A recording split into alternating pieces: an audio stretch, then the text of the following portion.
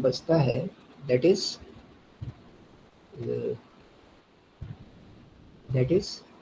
कि अब इनकी कुछ अकाउंटिंग की बात हो जाए कि how these accounting is done. तो उसमें दो बेसिस थे। नंबर वन, द इंडिपेंडेंट वे, कि हर एक डिपार्टमेंट्स के अलग अलग अलग अकाउंट्स बनाए जाएं and at the end they are going to be merged with the base entity account, consolidate कर दिया जाए, उनका कंसोलिडेशन हो जाए। एक तो ये इशू था। सेकंड, दूसरा क्या था कि हम लोग फर्दर इसको कॉलम वाइज बनाए। तो जब कंसोलिडेट कर देना है और सेपरेट बनाना है तो इजी है कि सिंपल अकाउंटिंग की तरीके से होता चला जाएगा and at the last you are going to consolidate it. वहाँ पे जो थोड़े से इशूज होते हैं वो आपको सेटल करने। But when you are making it in the terms of columns में आप बना रहे हो कि हर एक डिपार्टमेंट का एक अलग अलग कॉलम दे दिया है आपने, मीन्स वो अपने आप कंसोलिडेट भी होता जा रहा है। The total is the total of, किस चीज का टोटल बन रहा है, वो आपके एंटिटी का टोटल बन रहा है। तो एक एग्जांपल के रूप में मैंने एक क्वेश्चन डाला है, उसको हम लोग आराम से डिस्कस करते हैं तो काफ़ी कुछ क्लियरिटी आपकी on the accounting of departmental accounts clear होगी।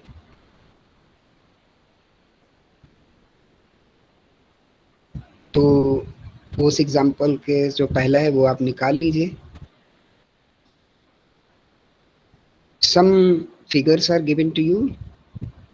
The following is the P&L account of the Hindustan Electronics for the year ending 2001. Some purchases are given, the transistors, tapes, recorders and instruments of repairs. These are the three departments working under the Hindustan Electronics Limited. अगर कोई Hindustan electronics limited है तो वो तीन departments में काम कर रही है। ट्रांजिस्टर का काम हो रहा है, टेप रिकॉर्डर का काम हो रहा है और इंस्ट्रूमेंट्स का काम हो रहा है कि जो टेप और ट्रांजिस्टर में काम आते हैं। तो ये तीन तरीके के काम हो रहे हैं वहाँ पर। एक तो उन्होंने उनकी परचेजेस आपको बताई, उसकी परचेजेस आपको बताई। फिर फर्दर उन्होंने आपको क्या बताया, द सैलरीज एंड वेजेस, कि एंटिटी को सैलरीज और वेज पे कर रही होगी, वो बताइए आपको। रेंट बताए, सन्ड्री एक्सपेंस बताए, प्रॉफिट बताए। इस तरीके से उनकी P&L बन गई आपके लिए। सेल्स बता दी, स्टॉक, क्लोजिंग स्टॉक आपको बता दिया। ये डेटा आपको मिल गया।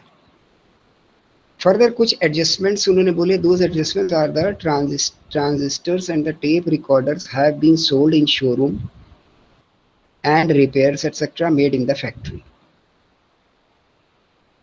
ठीक, कि ट्रांजिस्टर और टेप रिकॉर्डर जो है वो शोरूम में बिकते हैं और उनकी रिपेयर फैक्ट्री में होती है।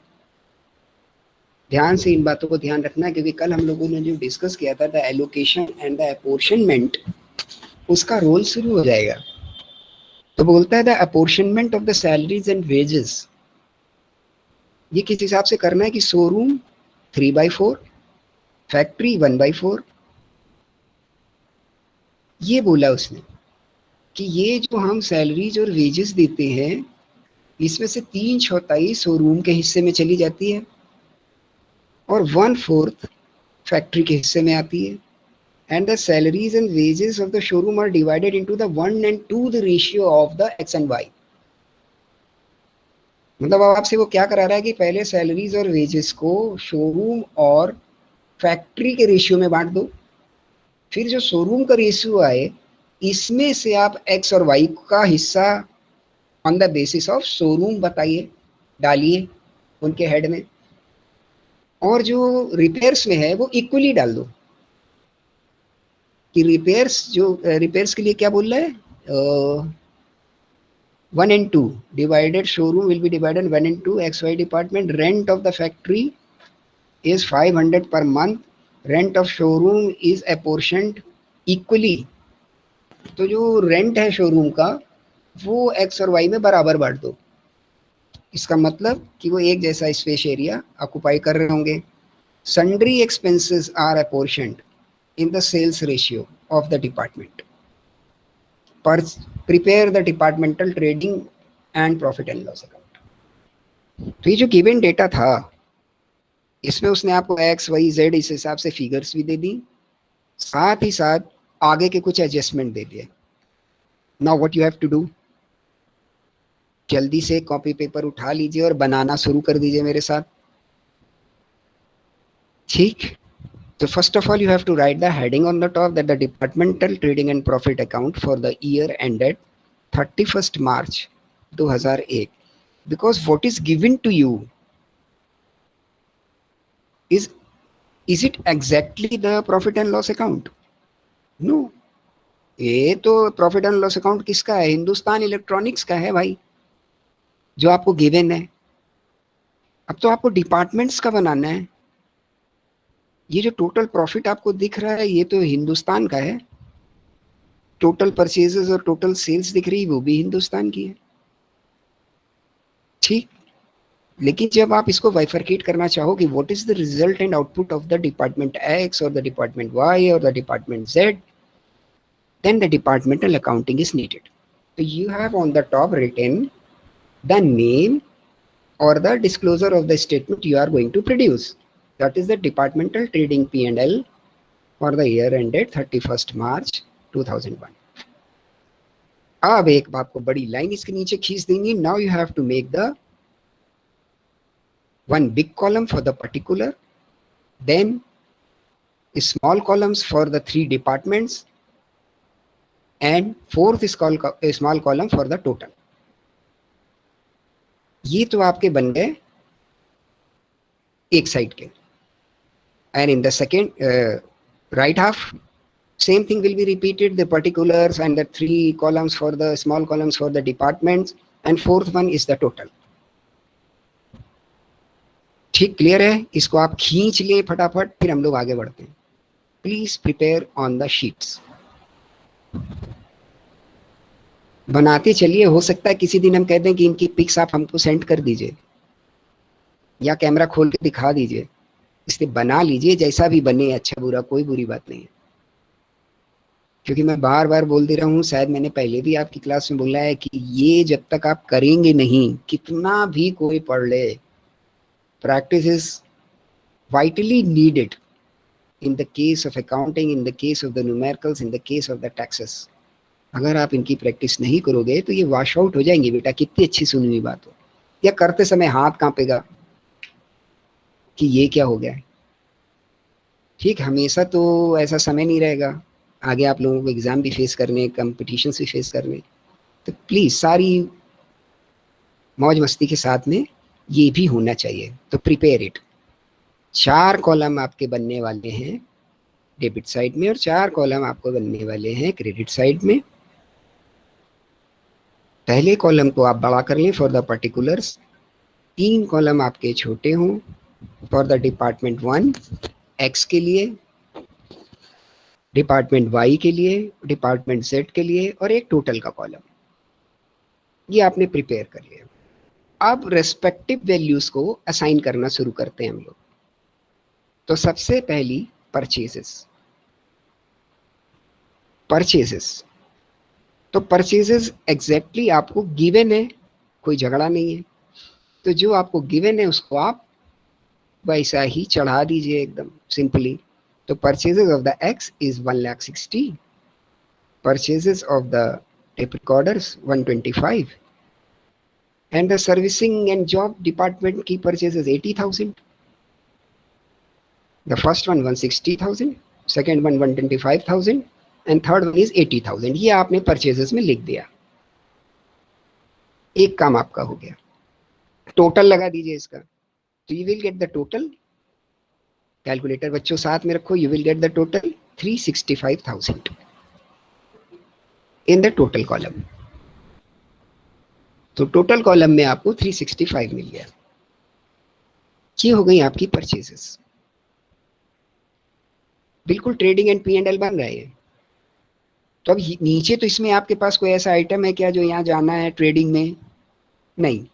ट्रेडिंग में हमारी कैरेज इनवर्ट जाता है और वो दूसरी चीज़ें जाती हैं, सेल्स रिटर्न. वो तो यहाँ कुछ है नहीं इन द गिवन सिनेरियो और इन द गिवन क्वेश्चन. तो अब हम लोग राइट साइड पे शिफ्ट कर जाते हैं और सेल्स को अपलोड कर देते हैं. तो what is the cells which is given? तो सेल्स भी आपके लिए बिल्कुल आसान है, जो गिवन है उसी को आप चिपका दीजिए फटाफट। ओके, तो सेल्स हम लोग ले लेते हैं 175, 140 and 35,000 which is given as per the question. ये सेल्स आपने लिख दी। जब सेल्स आपने लिख दी, the total of the sales column you get 3,50,000। Clear है यहाँ तक? बिल्कुल इजी इजी चल रहे हैं हम लोग, स्टेप वाइज आप साथ में बनाएं बेटा। ठीक, इतना हम लोगों ने काम कर लिया।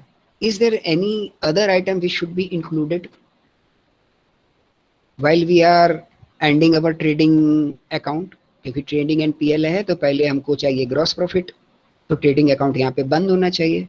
हाँ, एक आइटम और जाएगा, वो है स्टॉक, क्लोजिंग स्टॉक। तो क्लोजिंग स्टॉक भी आप डाल दीजिए। तो क्लोजिंग स्टॉक जैसे ही आप डालेंगे तो आप कौन सी फिगर डालेंगे वो भी इजीली गिवन है, nothing you have to do. 60,100 in the X, 20,300 in the B and 44,000 in the C। ये ABC मतलब XYZ।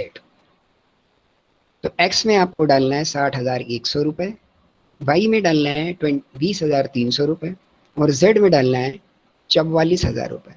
द टोटल आपका निकल के क्या आ जाएगा in the fourth column is 1,25,000। यहाँ तक मेरे सारे सम्मानित छात्र छात्राएं एग्री हैं?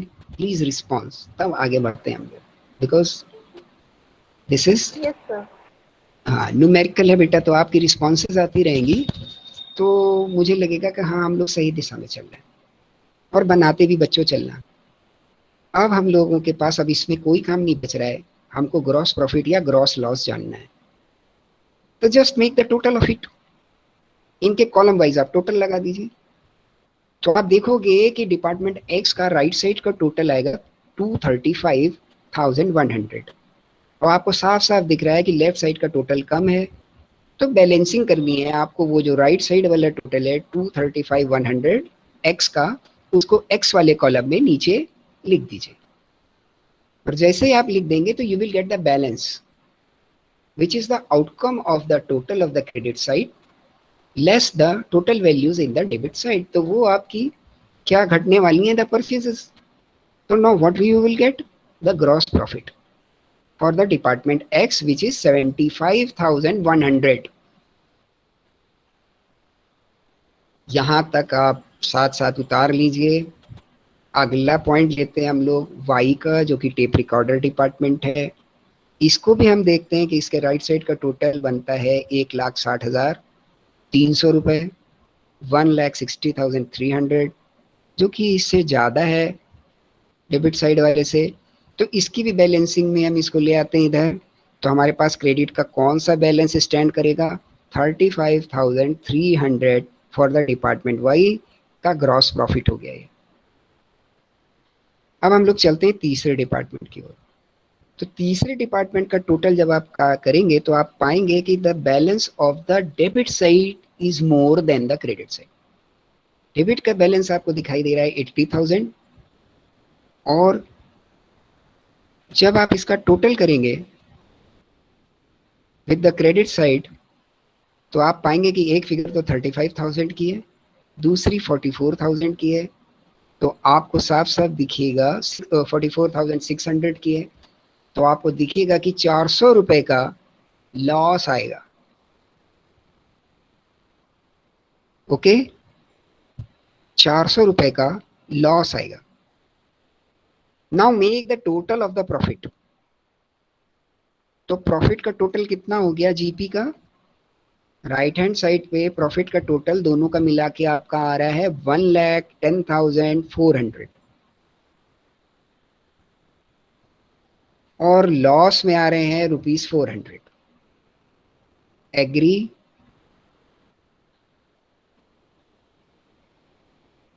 Yes sir. ओके, अब इसको आप इसकी अगली जहां पर जरूरत है वहां पहुंचा देते हैं हम लोग। बैलेंस सीडी कर दीजिए जीपी का। तो जो ये बैलेंस का प्रॉफिट आपका जीपी का सीडी है कैरीड डाउन, ये आपका क्रेडिट साइड में आ जाएगा। एक्स के कॉलम में वही 75,100, वाई के कॉलम में 35,300 और जेड के कॉलम में डैश, क्रेडिट साइड की बात कर रहा हूं मैं, और टोटल आपको दिखेगा 1,10,400। डेबिट साइड में क्या होने वाला है, ग्रॉस लॉस ब्रॉट डाउन, ये जो ग्रॉस लॉस का बीडी है ये आपका दिखाई देगा एक्स के नीचे डैश, वाई के नीचे डैश और जेड के नीचे आपको दिखाई देगा 400। यहां तक का हमारा काम हो गया। अब आपका काम जो फर्दर शुरू होता है कि ये जो खर्चे आगे पड़े हुए हैं, salaries, rent, sundry expenses, now you have to allocate and apportion it as per the conditions given in the question. Basis हमने आपको कल थोड़े से लिखाए थे, लेकिन बेसिस तो आपको दिमाग में रखने हैं। साथ में सबसे ज्यादा दिमाग में क्या रखना है कि क्वेश्चन क्या कंडीशन दे रहा है, उसको जरूर फुलफिल करना है। तो सैलरी और वेजेस के लिए हम लोग देखते हैं कि पहली कंडीशन क्या आ रही है, तो salaries and wages are apportioned showroom 3/4 and factory 1/4, ये एक शर्त है। ठीक, फिर बोलता है कि the salaries and wages of the showroom are to be divided in the 1:2 ratio. इतनी बात उसने हमसे आपसे बोली है। अब जल्दी से हम लोग ये काम करते हैं कि पहले तो हम लोग ये जाने कि ये जो शोरूम डिपार्टमेंट है इसकी वर्किंग क्या होगी, कि जो हमारा फिनिश गुड्स है उसको बेचे, जो हमारा फिनिश गुड्स है उसको बेचे, यही तो होगी। जो हमारा फिनिश गुड्स है इसको बेचे। फैक्ट्री डिपार्टमेंट की वर्किंग क्या होगी कि रिपेयर और मेंटेनेंस का काम देखें, इंस्ट्रूमेंट्स की रिपेयर्स और ये सारे काम देखें। तो अब जो ये हमारे पास पैसे हैं सैलरीज के, ये कितने हैं, 48,000। तो पहले तो मुझे इसको किस में तोड़ना है, 3:4 एंड 1:4। तो जब सैलरीज को आप 3:4 में तोड़ेंगे तो कितना आएगा, what is the 3:4 out of 48,000? Can anybody? ये बिल्कुल आसान बात है यार, क्लास 5, 6, 7, 8 तक की। सर 36,000। यस, तो 3:4 आ जाएगा 36,000 और 1:4 आ जाएगा आपका 12,000। जब 36 आप माइनस कर दीजिए 48 से तो यू विल गेट द 1:4। 1:4 है 12,000। तो वो बोलता है कि ये जो आपका फैक्ट्री डिपार्टमेंट है इसमें सैलरी और वेजेस का हिस्सा 1:4 है। तो 1:4 है तो इसका मतलब 12,000 रुपए तो अब हमें सीधे सीधे डिपार्टमेंट जेड में डाल देना चाहिए, कि जो कि डायरेक्टली किस लिए है, for the servicing and repairing the jobs and maintenance which is the work of the factory. हाँ, शोरूम में हमारे प्रोडक्ट्स बिक रहे हैं, तो अगर प्रोडक्ट्स बिक रहे हैं तो उसका भी उसने रेशियो बता दिया है आपको कि 1:2 में बांट दीजिए।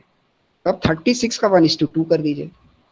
तो 36 का 1:2 में आपके लिए 1 हिस्सा हो जाएगा 12,000 और 2 वाला रेशियो हो जाएगा 24,000। तो what is the allocation? Now the final allocation of the salary and wages while satisfying both the conditions given, कि पहली कंडीशन हमने सैलरी और वेजेस को शोरूम और फैक्ट्री के रेशियो में बांटा, दूसरी कंडीशन की शोरूम की जो वेजेस हैं उनको डिपार्टमेंट वाइज गिवन कंडीशन के हिसाब से बांटा, and we have obtained the figure which is 12,000 for department X, 24,000 for the department Y and 12,000 for the department Z, and the final total is 48,000। यहां तक एग्री हैं आप सारे लोग? यस, रिस्पॉन्स के साथ चलना पड़ेगा because this is the numerical का एरिया है। यहाँ पर सुनते रहने से बात बनती नहीं है। You have to response. आप काम कर रहे होंगे तब रिस्पॉन्स होगा। नोट डाउन तो कर ही सकते हो ना बेटा जो बोल रहे हैं।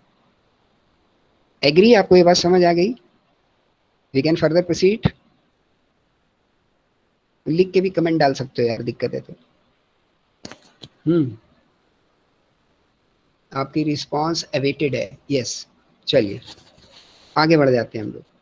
अब दूसरा पॉइंट हमारे लिए आ रहा है। यस, दूसरा पॉइंट हम लोगों के लिए आ रहा है the rent of factory. is rupees, the rent of factory is rupees 500 per month, and the rent of the showroom is apportioned equally in X and Y department. अब भैया रेंट कितना है पहले तो इसको देखें हम, तो हमको पता चलता है कि रेंट तो हमारे पास कितना है, 10,800 रुपए टोटल रेंट वो मेरी एंटिटी हिंदुस्तान इलेक्ट्रॉनिक्स क्या नाम है पे करती है। तो ये तो सबका दे रही है, सारे डिपार्टमेंट। अब उसने एक शर्त आपको बता दी कि फैक्ट्री वाले एरिया का रेंट 500 रुपए महीने है। अब पूरे साल बिजनेस चला है तो 500 इंटू 12, तो फैक्ट्री का रेंट कितना हो गया, 6,000। क्लियर है ये बात? अब बोलता है जो बच रहा है इसका क्या करूं, इसको बराबर बराबर बांट दो इक्वली। तो 6,000 रुपए तो हमारे 10,800 में चले गए डायरेक्टली डिपार्टमेंट जेड को, वही तो फैक्ट्री है, वही तो रिपेयर हो रही है। अब बच कितने रहे हैं 10,800 में, 6,000 हटाने के बाद जो कि जेड का हिस्सा था, अब हमारे पास बच रहे हैं 4,800। ये मुझे बांटने हैं डिपार्टमेंट एक्स और वाई में, और कहता है कि इसको इक्वली बांट दो इन द इक्वल प्रोपोर्शन। तो अगर आप इक्वल प्रोपोर्शन में बांटोगे तो 2,400 एंड 2,400 इक्वली एक्स और वाई को चले जाएंगे। एग्री हैं आप? अगर आप एग्री हैं तो हम लोग आगे बढ़ेंगे। Please yes. तो रेंट भी बढ़ गया हम लोगों का, सैलरीज भी बढ़ गई। अब कोई खर्चा बच रहा है? हाँ साहब बच रहा है, सन्ड्री एक्सपेंसेस बच रहे हैं। सन्ड्री एक्सपेंसेस के लिए कोई दिशा निर्देश, चलिए देखते हैं। सन्ड्री एक्सपेंसेस के लिए लिखा है sundry expenses are apportioned in the sales ratio of the departments. कमाल है साहब।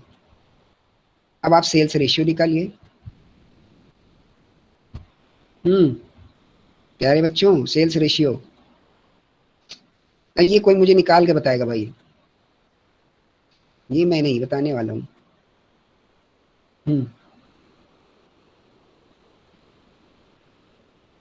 What is the sales ratio?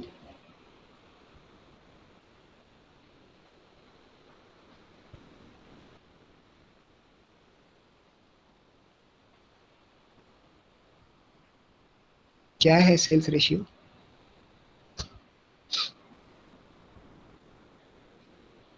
बताइए मूर्धन्य छात्रों।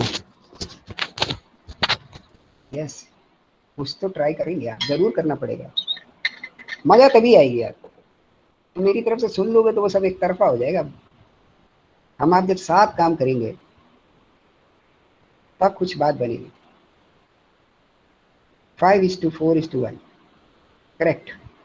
ये जो दो आंसर आपको स्क्रीन पे दिख रहे हैं ये बिल्कुल सही। अब आपको समझ आ रहा होगा ये कहाँ से जनरेट हो गया। सेल्स फिगर आपके पास है 175, 140 एंड 35, तीनों जीरो हमने हटा दिए इसके आपके लिए। तो 175, 140 एंड 35, इसमें एक रेशियो क्रिएट हो रहा है। 35 is the 1 and the 140 is उसका 4 टाइम्स है और 175 उसका 5 टाइम्स है। तो द रेशियो इज द 5:4:1। यहाँ तक क्लियर हुआ? अब रेशियो अगर 5:4:1 है और आपको गिवन है सन्ड्री एक्सपेंसेस, अब इसमें आपको बांट देना। तो डिनोमिनेटर हमारा बन जाएगा 5 + 4 + 1 is 10, और हमारा अमाउंट है 11,000। तो 11,000 divided by 10 multiply by 5, 11,000 divided by 10 multiply by 4 and again 11,000 divided by 10 multiply by 1। तो आपका सन्ड्री एक्सपेंसेस बढ़ जाएगा। जो मैं बोलता जा रहा हूँ इसको जो लोग भी जवाब नहीं दे रहे हैं उन्होंने टेबल बना रखी, तो बच्चों प्लीज नोट कर लेना। अगर आप नोट कर लोगे फिर उसके बाद जब आपके पास टाइम होता है आप उसको अगर रिवाइज करोगे और ये लेक्चर्स की चीजें आपको याद रहेंगी, या लेक्चर आप सब्सक्राइब कर लेंगे तो आप उसको रिव्यू करके दोबारा अच्छे से समझ सकते हैं। ठीक, तो अब क्या हो गया कि ये फिगर हमारी जनरेट हो गई। जब हम 10 से डिवाइड कर रहे हैं तो व्हाट वी आर गेटिंग 1100। तो ये 1 रेशियो तो हमारा भाई सर्विस डिपार्टमेंट का है, तो 1101 रुपए आप जेड में डाल दीजिए और इसको 4 से मल्टीप्लाई करेंगे हम, तो देन वी विल गेट 4400। इसको y में डाल दीजिए और similarly if you are going to multiply with it 5 you will get 5500। इसको उठा करके आप x में डाल दीजिए और टोटल लगा दीजिए 11000। एग्री?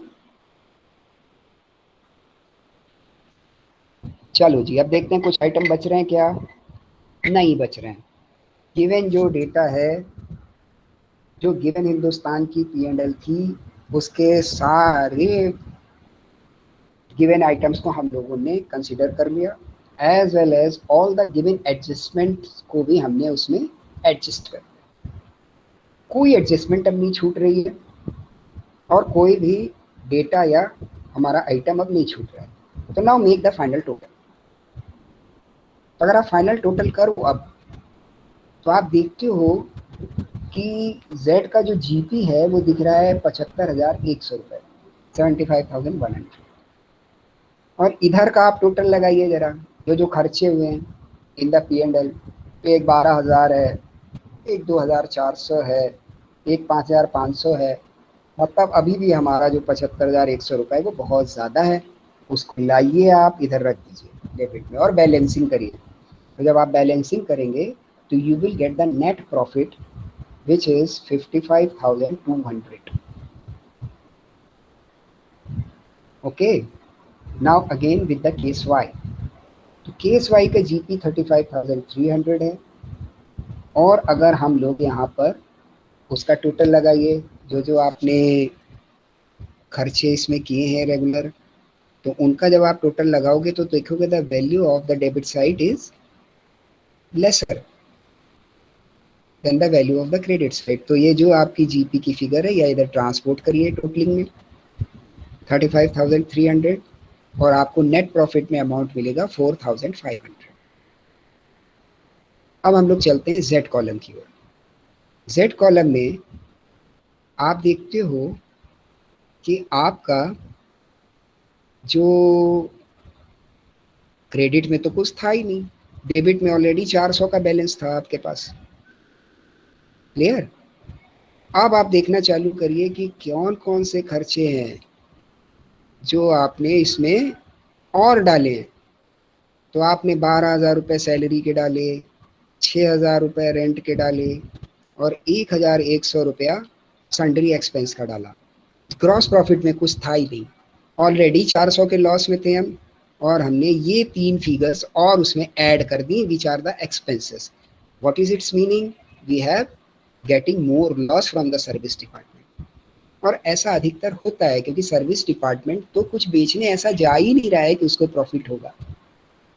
ठीक, तो इसका मतलब रट के मत चलिएगा कि हमेशा लॉस होता है, नॉर्मल सिचुएशन।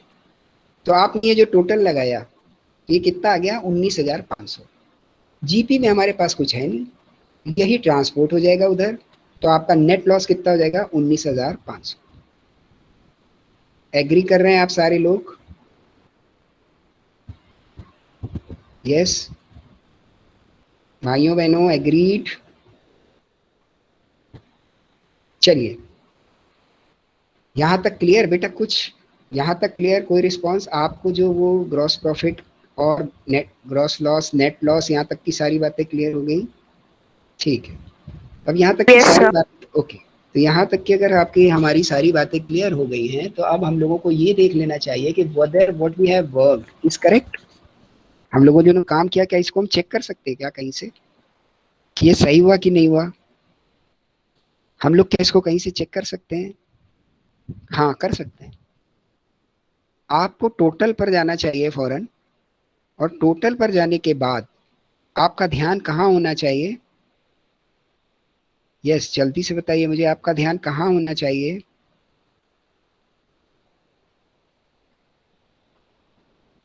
यस बेटा, कहाँ होना चाहिए? So profit पर प्रॉफिट पर। तो प्रॉफिट कितना हुआ? दोनों प्रॉफिट जोड़ लीजिए आप। 55,200 of the department X and 4,500 of the department Y. इन दोनों का टोटल करिए, ये तो आपका टोटल प्रॉफिट हो गया एक्स वाई का, और इसमें से जो लॉस आप कंसिडर कर रहे हो डिपार्टमेंट जेड का, इसको आप घटा दीजिए। इसको घटाने के बाद are you getting the figure of 40,200 which is given as per the question? Yes, sir. Means what you have worked or distributed among the departments is correct, क्योंकि आपकी जो बाउंड्रीज थी which are the given figures of the Hindustan Electronics, इसको आपने cross नहीं किया, यही तो आपको काम करना था। उसने आपको पहले से बता दिया था कि हिंदुस्तान इलेक्ट्रॉनिक्स लिमिटेड का ये प्रॉफिट है, ये सारे खर्चे हैं। अब अगर आप उनको डिपार्टमेंट वाइज बांट रहे हो तो ये तो आपका काम है, इससे आपकी इंटायर कंपनी के प्रॉफिट लॉस पर कोई असर पड़ना नहीं चाहिए, वो ऑलरेडी डिफाइंड है। तो if your all internal working satisfy the real outcomes of entity means you have worked correctly, you can cross check it. ये बात समझ आ रही है कैसे आप क्रॉस चेक करेंगे? एक तो प्रॉफिट से चेक करेंगे, तो जैसे ही आप ये प्रॉफिट की बैलेंसिंग करोगे तो फाइनली आपको मिल जाएगा कि क्या हुआ है। ठीक है, क्या काम हुआ है ये आपको फाइनली मिल जाएगा। और इसका दूसरा तरीका, आपने जो चौथा कॉलम बना के रखा हुआ है ना टोटल वाला, जरा इसको मिला लो बेटा, अपने आप समझ आ जाएगा सब। तो राइट हैंड साइड का जो टोटल आपको दिखाई देगा 1,10,400, 1,10,400, और इसको जब राइट डाउन करोगे डेबिट पर, तो डेबिट के जो टोटल्स हैं उनको जब आप घटाओगे तो यू विल गेट 40,200, अपने आप मिल जाएगा। ये काम भी नहीं करना पड़ेगा कि एक्स और वाई को जोड़ो और उससे जेड को घटाओ। जरा इसको करके देखिए, फिर आगे बढ़ेंगे हम लोग। ये जो चौथा टोटल का कॉलम आपने बनाया है, इसका यूज देख लीजिए।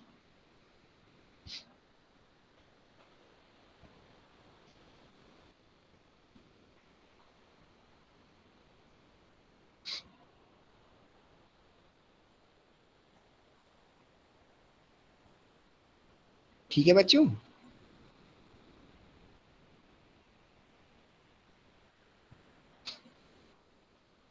चलें आगे।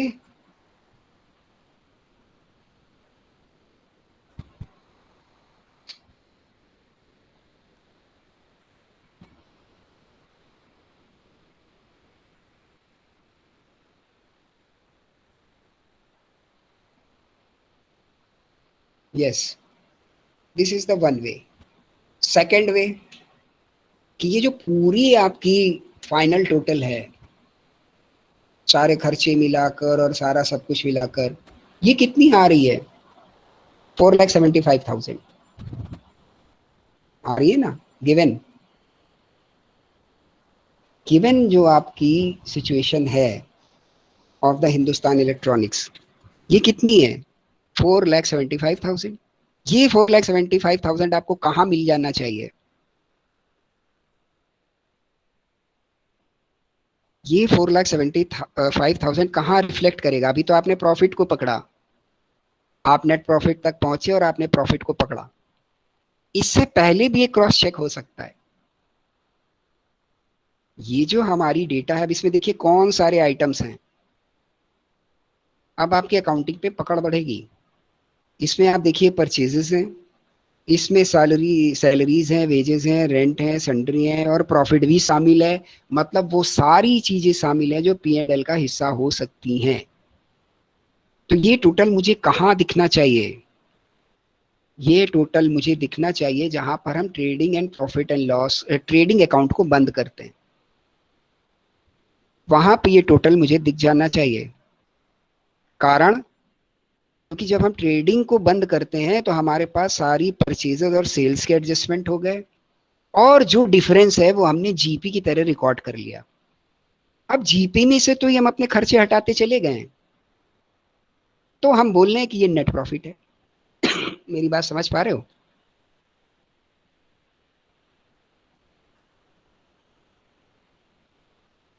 Are you getting? जो मैं बोल रहा हूँ ये बात कुछ समझ आ रही है?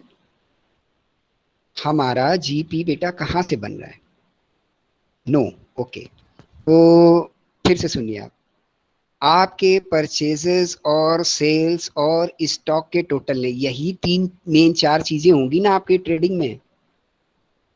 आप मुझे बताओ, कोई दुकानदार ने कोई सामान को बेचा खरीदा, उसका टोटल जो है, उस टोटल में से ही तो वो ग्रॉस प्रॉफिट निकाल रहा है कि ये प्रॉफिट आया भैया, इतने का खरीदा था, इतने का बेचा था, तो ये प्रॉफिट आया। अरे रे रे, ये सही नहीं है। अरे भाई, इसके बाद ये तो केवल सामान का है, इसके बाद तो तुम्हें तनख्वाह भी देनी है, इसके बाद तुम्हें किराया भी देना है, इसके बाद और बहुत सारे खर्चे होंगे जिनको हमने नाम दे दिया सन्ड्री के। ये सब करने के बाद जो बचे वो प्रॉफिट है भाई। ये तो नॉर्मल प्रोसीजर है, ये सबको दिख रहा है, और इसको आपने बना दिया P&L में। लेकिन ये निकला कहाँ से? जीपी कहाँ से निकला? और जीपी से जो ये सारे खर्चे घटे, उसी से तो एनपी निकला है। तो इसका सोर्स क्या है? इसका सोर्स तो वही टोटल है, सेल परचेज वाला। तो नाउ गो अपवर्ड्स, ऊपर चले जाइए आप ट्रेडिंग वाले अकाउंट पर। ट्रेडिंग वाले अकाउंट में आप जरा देखिए कि टोटल में क्या दिख रहा है आपको। लेफ्ट हैंड साइड में आपको दिखाई देगा 365,000, which is the total of purchases अगर आपने बनाया है तो। दूसरा जीपी आपको दिखेगा 1,10,400, जो कि टोटल है एक्स और वाई का। और इन दोनों का ग्रैंड टोटल क्या आएगा? 4,75,000, which is going to be tallied with the given data of the Hindustan Electronics. जरा उसको आप उससे मिला लीजिए कि जो उन्होंने डेटा दिया है उससे मैच कर रहा है ये 4,75,000? हाँ सर, कर रहा है। मिला रहे हैं आप?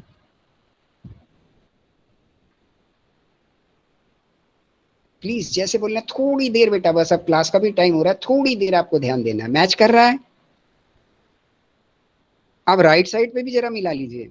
आपने बोला सेल्स है हमारी 350, फिर आपने बोला स्टॉक बचे हुए 125 के, फिर आप बोलते हो लॉस है 400 का।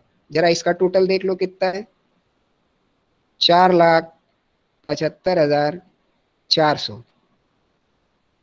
ठीक।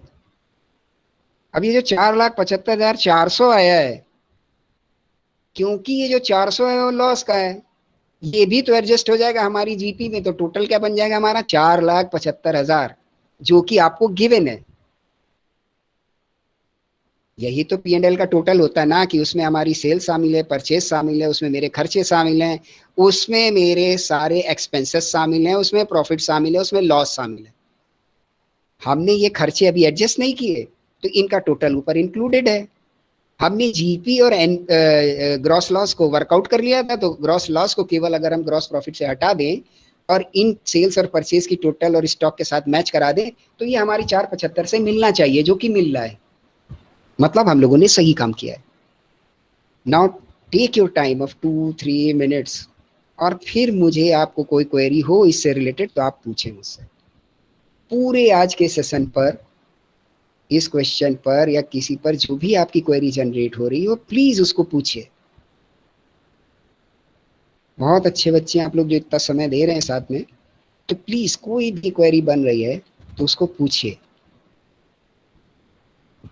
The class is the place where, मैंने बार बार बोला, issues and doubts are resolve. उनको रिजॉल्व करके जाओ, नहीं घर जाके वो और बड़ा रूप ले लेंगे। और फिर जहाँ थोड़ा आपने ध्यान नहीं दिया और समय बीत गया तो फिर डराने लगेंगे, फिर हमें छोड़ो यार, नहीं समझ आता, बंद करो इसको। हर एक के अंदर वो क्षमता है कि चीजों को समझ सकता है, थोड़ा थोड़ा ध्यान समय पे देना है बस। तो आपको कोई क्वेरी हो बेटा आराम से पूछिए, 2-3 मिनट का मैं आपको टाइम दे रहा हूँ। खूब सोच लीजिए अच्छे से, अपने आप ने जो वर्किंग की है और क्वेश्चन आपको गिवन है, इसमें सारा ध्यान लगा लीजिए और फिर पूछिए। मैं अपना माइक बंद कर रहा हूँ जिससे आपको डिस्टर्ब ना हो, 2 से 3 मिनट के लिए।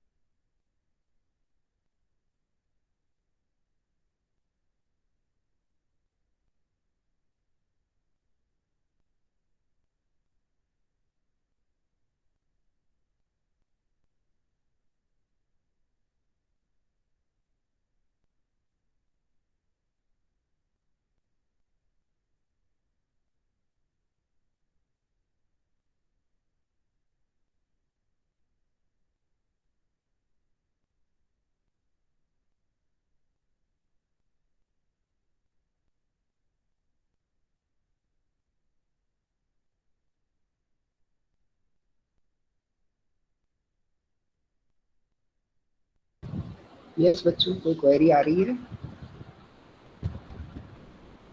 Is there is any query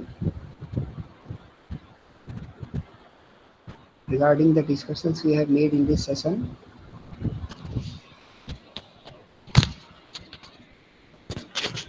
हाँ बेटा, इस सेशन में जो जो डिस्कस हुआ उस पर कोई क्वेरी है? नो। Okay, no. तो अगर ये सब आ रहा है then it is very good. अब एक काम करते हैं, जो नेक्स्ट क्वेश्चन है इसको आप लोग घर से करिएगा। मैं पढ़ दे रहा हूँ कि जिससे अगर कोई डाउट पढ़ने में आ रहा हो तो वो क्लियर हो जाए केवल। तो mister Raman, the proprietor of the departmental store containing 3 departments named A, B and C decided to calculate separate profit for its departments for the month of December 2000.